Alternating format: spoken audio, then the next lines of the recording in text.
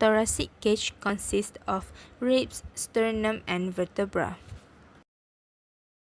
At the anterior part, costal cartilages of first rib to seventh rib articulate with sternum. These ribs called as true ribs.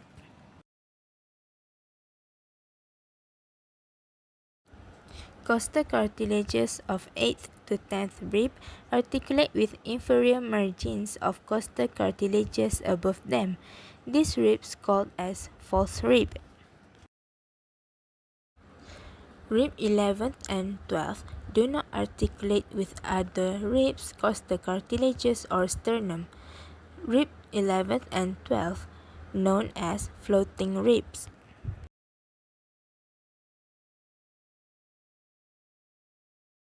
So this is our thoracic vertebra. We have 12 thoracic vertebra.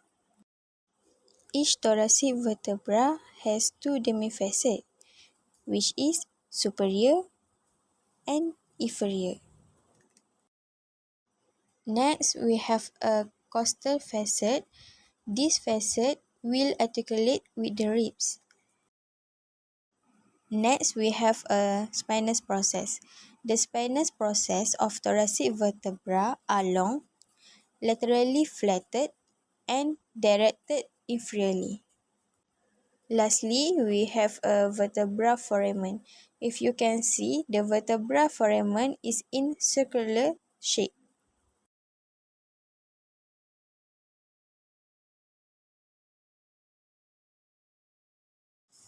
During the inspiration, the diaphragm will contract and move downward.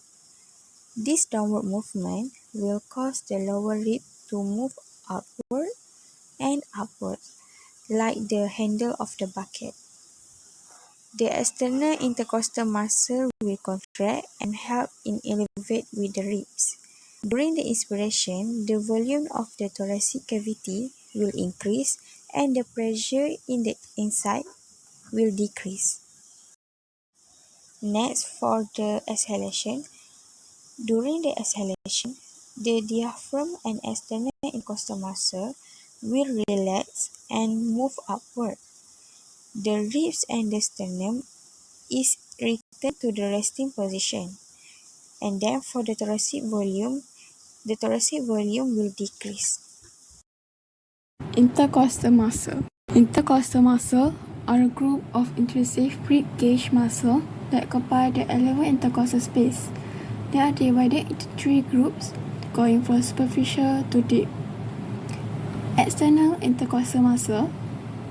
Most superficial intercostal muscle, they originate from the inferior border of one rib, cross inframedially and inside to the superior border of the immediate rib below. Internal intercostal muscle, found beneath the external layer, they originate from the costal groove on one ribs, cross infralaterally and inside to the superior border of the immediate rib below. Innermost intercostal muscle, the deepest intercostal muscle, they originate from the costal groove on one ribs, posteriorly to the origin of the internal intercostal and inside to the superior border of the immediate rib below. We'll now look at the intercostal muscles. Now these are tiny little muscles that occur between the ribs. Between each set of ribs, you can see the front part of it, but it actually runs all the way around to the back. It's quite a thin band of muscle. There are two layers. These muscles help the ribs to raise up when you breathe in, and as you breathe out, the other layer will help the ribs drop down to help you expel air. They may also help with twisting your whole torso. So as you twist to one side or to the other, the appropriate muscle will contract and it will help this rotation.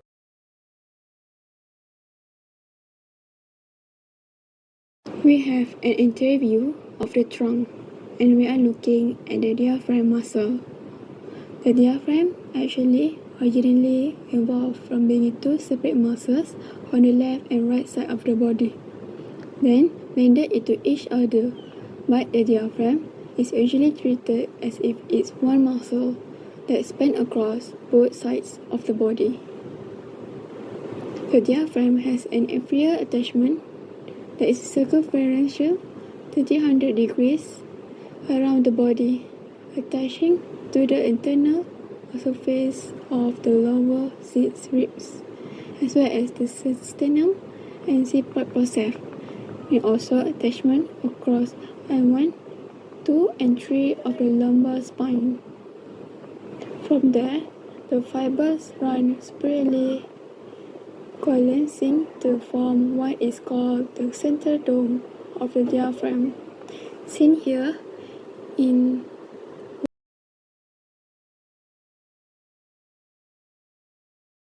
This is thoracic inlet. Thoracic inlet, also known as superior thoracic aperture.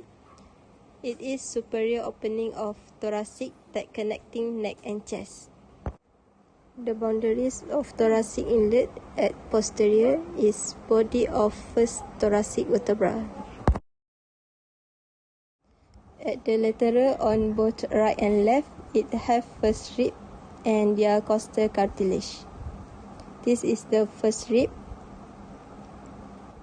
and this is the costal cartilage. Anterior of thoracic inlet, it consists of manubrium. This is the manubrium. There are several important structures that pass through thoracic inlet, such as esophagus, trachea, apex of the lung, veins, and arteries.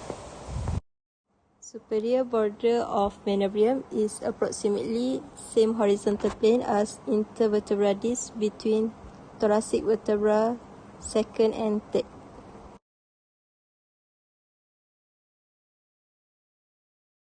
This is the thoracic outlet. Thoracic outlet, also known as inferior thoracic aperture, it is the lower opening of thoracic cavity. Thoracic outlet is large and closed by diaphragm. It separates thorax from the abdomen. The boundaries of thoracic outlet at posterior is 12 thoracic vertebra. At posterolateral is 11 and 12 ribs. At anterolaterally is distal cartilaginous end of rib 7 to rib 10. Anterior of thoracic outlet is xiphoid process.